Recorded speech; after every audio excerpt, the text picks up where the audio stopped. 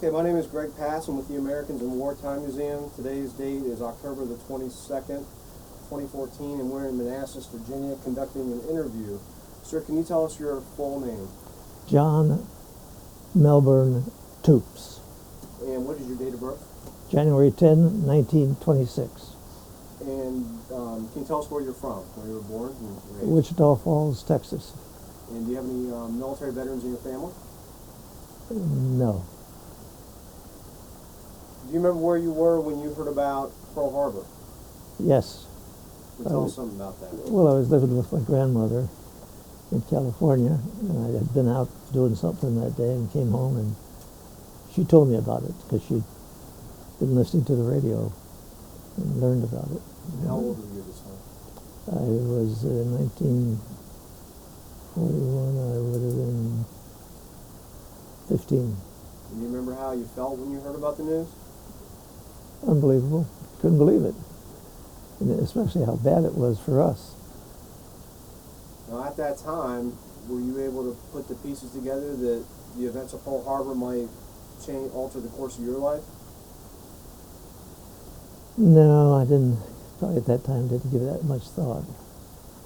So what happened between Pearl Harbor and your entry into the military, and why did you join the military? I graduated from high school in 1943 when I was still 17, and I wore glasses, so I didn't think I could get in the Navy, which you could join the Navy at 17 then, but you couldn't join the Army until you're 18.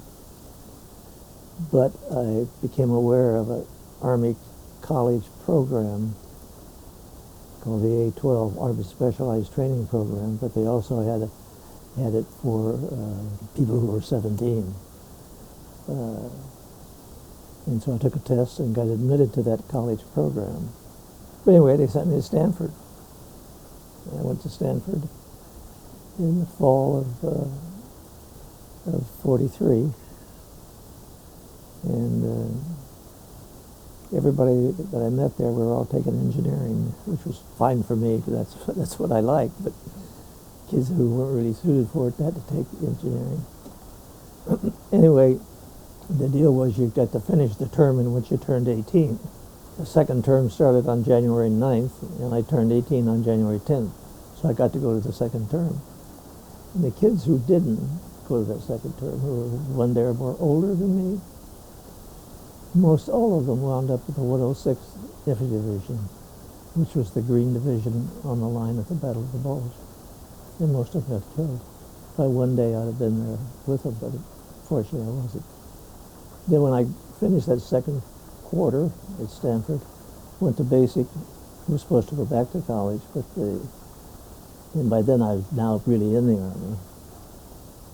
When I went to basic, and but D-Day happened when I was in basic, and so they canceled the college program. And I wound up, after basic, going to Fort Benning, Georgia, with a division there. Shipped overseas probably in September or October of 44. But the Army had put in a ground rule at that time that they wouldn't ship anybody overseas unless you were 19. So I got transferred to another division, the 65th Infantry Division. And that division did ship overseas. It so happens on my birthday, January 10th. And we crossed the Atlantic in a troop ship, landed at Le Havre, France, and then within a short time we were in combat in eastern France. Let's back up just a little bit and talk about the troop ship. Do you remember the name of the troop ship? No. Yeah, for the people who might watch this video later, can you explain to them? People think of troop ships, they might think of cruise ships. And I'm sure there's a big difference. No. Can you tell people what the living conditions were like on this troop ship? Well, we were going over there in the middle of the winter, first of all, very rough seas. We were in a convoy with other ships, but our ship was very, very crowded. And so happens that I and most of my unit were in the E deck, which is the lowest deck, and we were in bunk beds, 5 high. And so there was no fresh air down there. It stunk like mad, you know. And I remember being down in the hole like that when we heard depth bombs going off. Apparently, their thought was a submarine, apparently. So our ships were, somebody in our convoy was putting something after those submarines. And that wasn't a very pleasant feeling. You were down in the lowest part of the ship. You couldn't possibly get out if it got hit. But we managed. What did you do in your downtime on the ship? We could go up on deck and walk around a little bit. But other than that, I don't recall doing anything.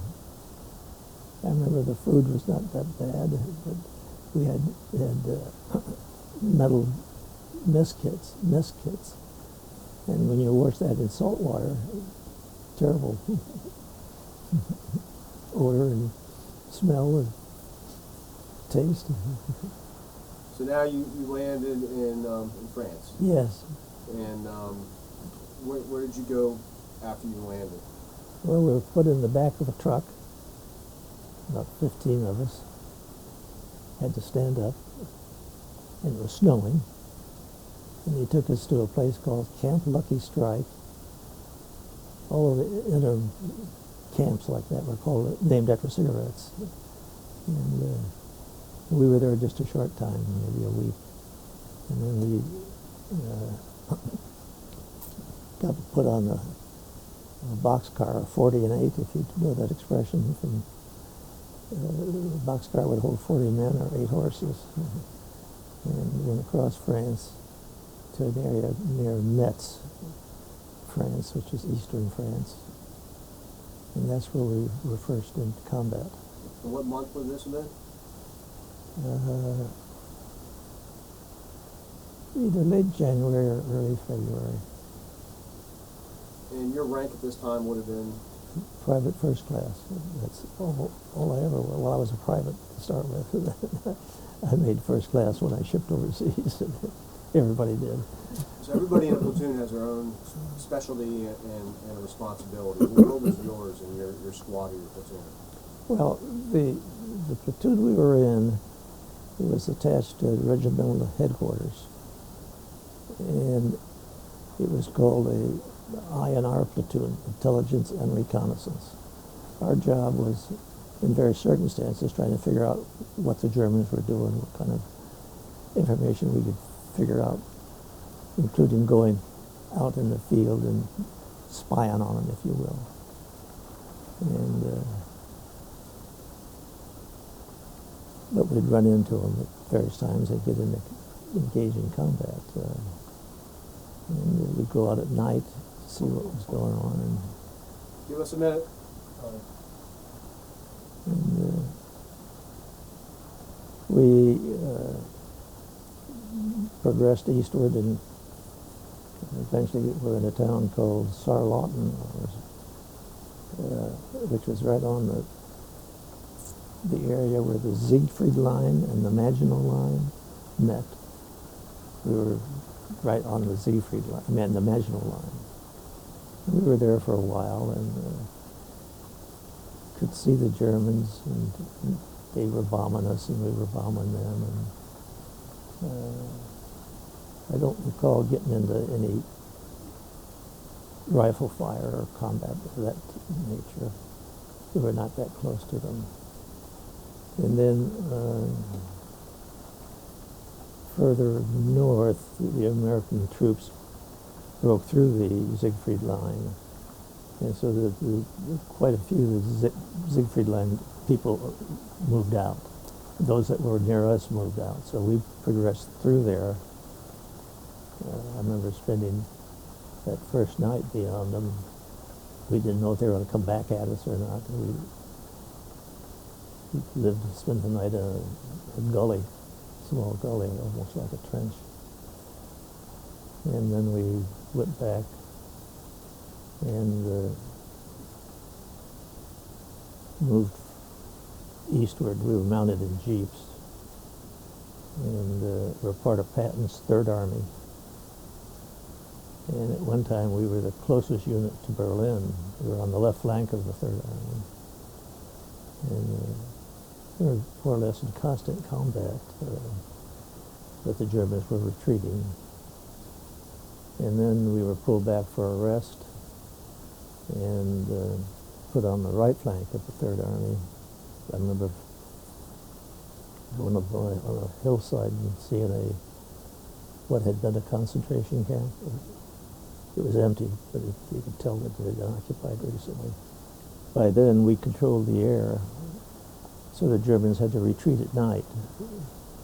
And they would retreat at night, maybe 5 miles, maybe 10 miles, you just couldn't tell. And our job was to go out and make contact with them. And then pull back, if you could, and let the line troops add up. But when you do that, you're never sure when you're going to run into them and what kind of status are they going to be waiting for you. And that went on for quite a while, and we eventually, in early May or late April, crossed the border from Germany into Austria, which was occupied by Germany. Germany occupied Austria before the war, or during the early part of the war. And we would go out and find them in the morning or the afternoon. We'd get into a combat almost always. And on May the 4th, we ran into them late in the day, like 3 o'clock, and got into a combat. And I got hit. I had a rifle bullet shatter my left femur.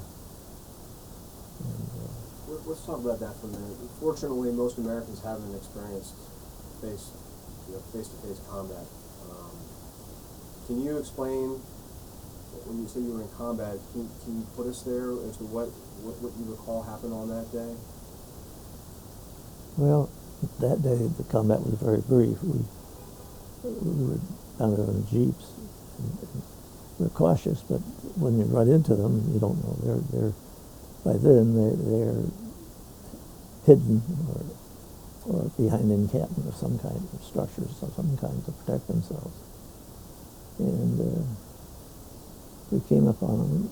And the person that shot me was probably younger than me, a young German soldier. He was probably 50, 60 feet away from me. And I had been mounted on the back of a jeep behind a 50 caliber machine gun. And I couldn't swing it around, and my leg was bent, and that's when he shot and shattered about 4 inches of my femur. But he was young. He wasn't the S&S type of guy that you hear about. So what happened after you were hit? Well, fortunately we had a medic with us, and he stopped the bleeding, which was the big issue. Put a tourniquet on my leg. He gave me a shot of morphine or whatever it was given to kill the pain. And the guys tore down a little piece of fence, put me on it for a litter, and carried me, I don't know, half a mile or a mile someplace, to a farmhouse. Laid me on the kitchen table. I remember it because in that kitchen was a young mother of a little girl. And I just couldn't. And I remember we'd been someplace and had found a bunch of little ceramic dolls. And I had a couple in my pocket. I remember taking it out and handed it to her. She came over and took it out of my hand and thanked me. That's a long time ago, but I still remember it.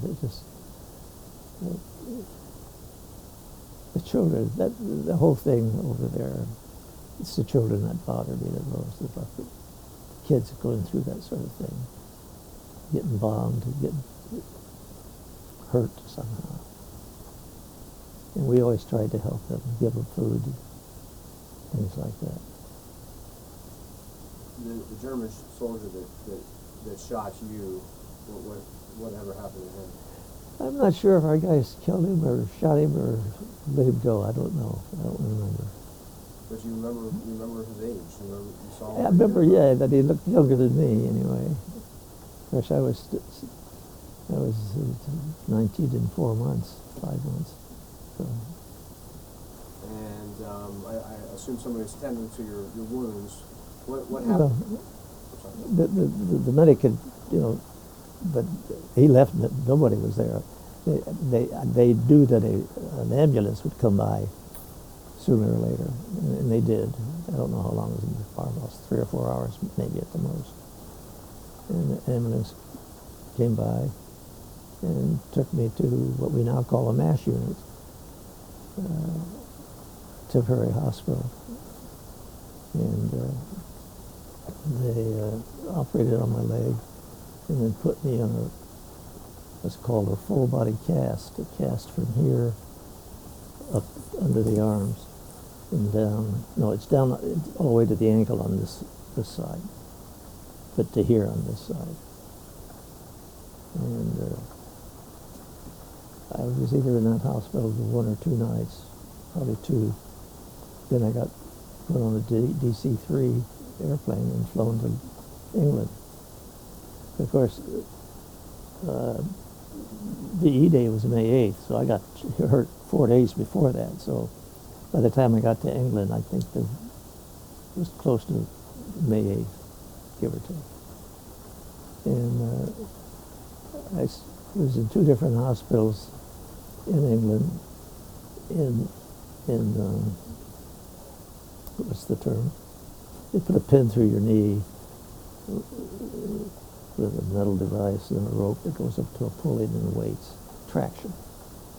It's just pulling, keeping the leg, the femur pulled up so that it can heal.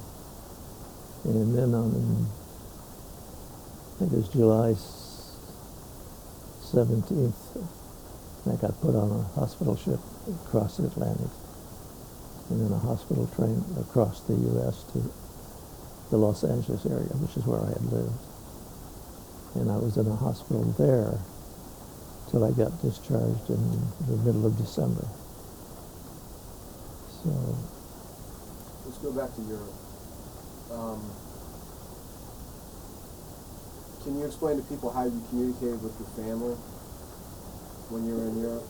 I wrote letters. There were special, what are they called? Email? Yeah, very thin papers. You could mail that to your family. And I've got some of those letters. Unfortunately, I've got some letters and photographs, but we have a second home in Oxford, Maryland, and I left them over there. I just forgot to bring them.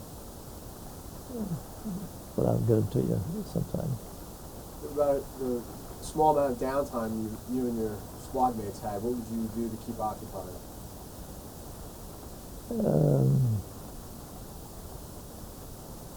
I learned to play dominoes, maybe, I don't know, something, I think that's what it was.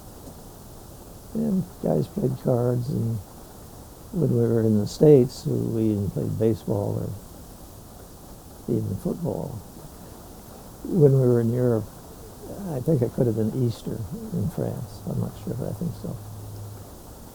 All the guys wanted to go to church, and we were in a little town in a lull. And we went to a Catholic church nearby, and probably 20%, 25% of the congregation were GIs. And we all had a lot of money that we couldn't spend, and so we filled up the plate that they passed around pretty quickly.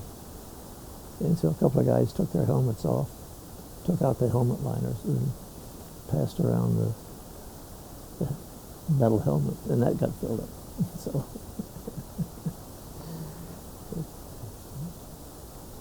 when you're moving forward, advancing during the progression of the war, can you tell us about where you would sleep at night?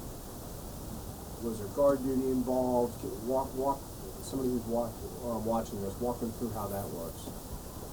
We always had guard duty, and we usually tried to get inside someplace, an abandoned house or a barn or whatever. But somebody was always up on guard duty, maybe 2 people. I remember one heard noises. We hadn't been in the house very long, but it was dark, and I was on guard duty. I heard a noise. We opened the door, and there was a barn full of cows. We didn't know there were cows there.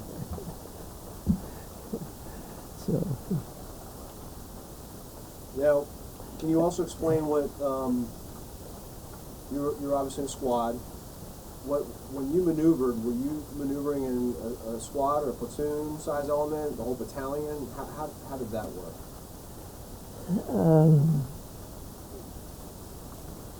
we had 2 platoons in this little unit that we stayed together. In fact, I don't know if we had 2. We didn't have more than 20 people at the most. So they're small. A couple of squads would be a better way to put it. And when we were in combat circumstance,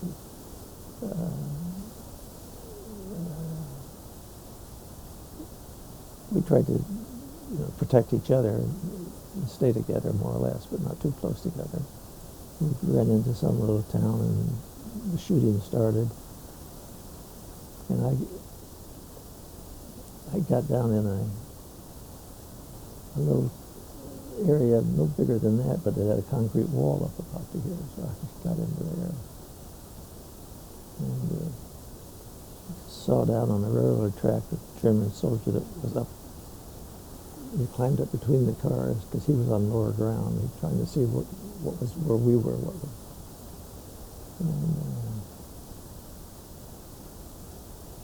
And I tried to shoot him, but he jumped down before I did. One of our guys got shot at. Unbelievable. The bullet went in the back of his field jacket, entered and came out without touching him. Did you lose any friends over there? Yeah.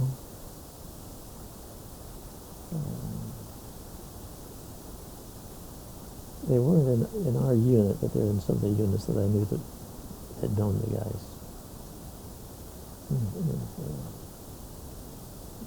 I mentioned the kids that got killed at earlier. But when I was a second term at Stanford, I had 3 roommates. We all went to basic training together and then got separated. 2 of those kids, though, they were younger than me. I was the oldest kid in that second class by 1 day. 2 of them got killed over in France, Germany. Now you being wounded, of course, was a memory I'm sure you'll never forget. Do you have any other memories that stand out in your mind as memorable during your time in combat? Well, I remember when I got what I did to get the Silver Star. We were along a small river trying to get across, and there was Germans on the other side with a machine gun. And there was a small bridge there, but if you tried to cross it, you'd be really in the open. But I decided I could cross under the bridge on the water and came up on the other side. I killed the machine gunners because they didn't see me and they didn't know where I was. So, you did that by yourself? Yeah. How many were there? 3, I think. My memory, anyway. This may seem like a silly question, but when you realize you're about to have to do something like that, you're a young man, you're very young at the time, what's going through your head as you're mentally preparing yourself to have to do something like that? I don't know. I don't remember, but I have a feeling that you just automatically do it. You're young, but you're also just automatically doing things. Now, was that the first point when you were in theater that you had to take somebody's life? No, I'd taken some earlier.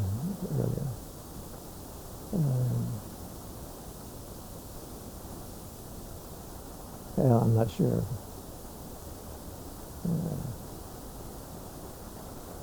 I have a feeling that at other times that we were when we were all shooting at some distance at Germans that I may have killed somebody. I can't be sure. How did you say you went swim underwater under the bridge? I didn't swim. It wasn't deep enough to have to swim. I got it up to about here. You took them out with grenades or rifle? Rifle. M1. M1. How did you return home to the United States? Well, as I mentioned earlier, I was in a hospital in England. And then on July 17th, which would be about 2.5 months after I'd been hurt, I was put on a hospital ship across the Atlantic, then a hospital train to a hospital near my home. Was that ship a little more comfortable than the one coming up? Oh yes. Can you describe your homecoming? Yeah. My mother showed up the next day. I don't know if any of my siblings did, but friends then would. But the hospital was 30 miles from where I lived, and the family didn't have a car, so it was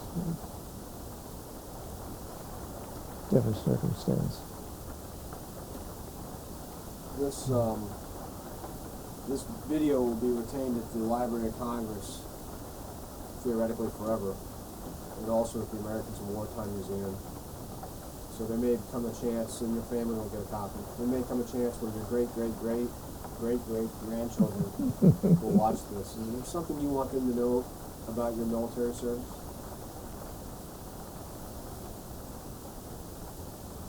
Well, one, I hope they never have to go through something like that. But I'm sure that if they do, they will take it seriously and do what's right and protect the country. As you know now, the world's still a dangerous place, and we have troops that are being deployed all over the world. What advice would you give to a kid that was your age when you entered the service? What advice would you give to him?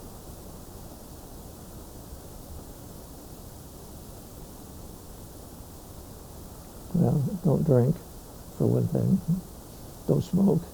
Those are non-military issues, but and take care of yourself. Try to live healthy and be alert and on guard and follow orders. Wartime experiences affected the rest of your life? I'm not sure. In some ways it may have helped me cope with change. I've had a lot of change. For example, when I came back, I started back to college. You couldn't get into a four-year college unless you were at least a junior, because all the returning vets. So I went to community college for a year and a half, then took a test and got admitted to UCLA. And at some point along the way, I learned that they didn't have a senior year in engineering, which is where I was taken. So I automatically had to go to Berkeley. Well, that taught me to cope with change too. Stanford, community college, UCLA, and Berkeley, just to get an undergraduate degree. And same with jobs. I had 6 jobs at first, from 49 when I graduated, 58. In 9 years. Then I started a consulting business. And, I had a very successful business career. I wound up CEO of a company with 8,000 employees, engineer types, computer types, working all over the world. So, when did your military career end? when I got discharged December 13th, 1945. John, were there any relationships you developed while you were in the Army that continued in your life after you got out?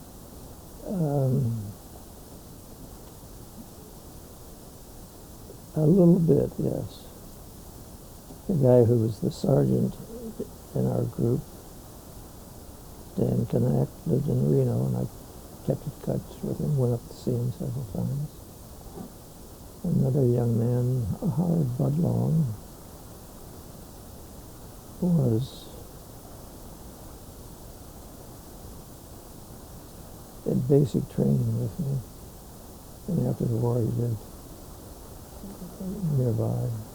We both wound up going to community college at the same time, so I knew him for a long time.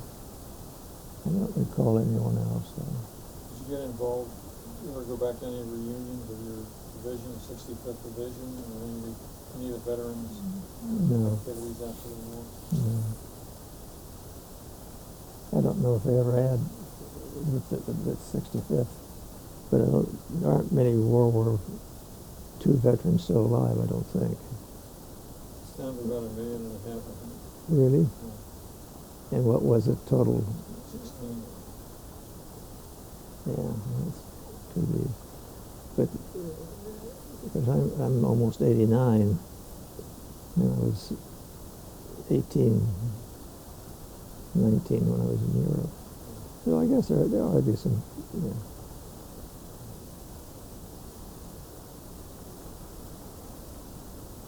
Even if they were 25 when they got discharged, they ought to still be, some of them still be alive. On the way down here, John told me while he was kicking around over there in Europe, he picked up a German MG-42 machine gun, and you used that for a while? Yeah. It's a very fast machine gun. And, I remember we got it from some Germans. And we were mounted on Jeeps, so we didn't have to carry it except when you got out to shoot it. And I did it several times. It was a good machine gun. Anything else you wanted to discuss? I don't think so. Well, we thank you for your service, and thank you for coming out on this beautifully rainy day and spend time in the back of an RV. Thank you, sir. You It's an honor.